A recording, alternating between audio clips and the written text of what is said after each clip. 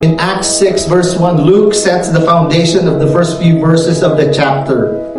In those days when the number of disciples was increasing, the Hellenistic Jews among them complained against the Hebraic Jews because their widows were being overlooked in the daily distribution of food. So the Hellenists were complaining against the Hebrew Jews or the Hebraic Jews because their widows, the Hellenist Jews or Hellenist widows, were not being given their fair share of their daily distribution of food.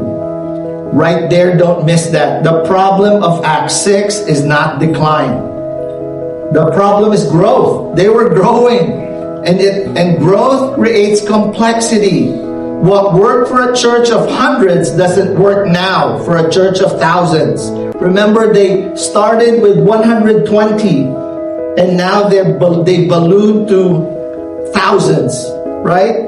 The apostle systems are now strained. Communication probably broke down. Food is probably scarce as well, especially for the widows. And guess what happens? Luke says complaint arises. If you've noticed, there were two groups here, the Hellenistic Jews and the Hebraic Jews. So the Hellenistic Jews were like us, like we were put into Pueblo and we speak a different language.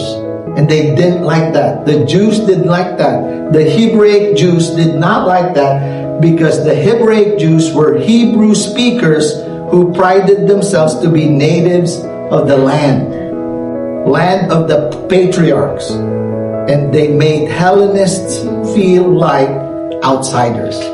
So the Greek word behind the Hellenists' complaint is Goggusmus. Goggusmus. It means murmuring. Goggusmus is just that.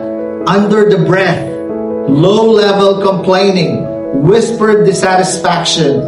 And you know what's interesting? That word is actually spoken to mimic exactly that tone. Goggusmus.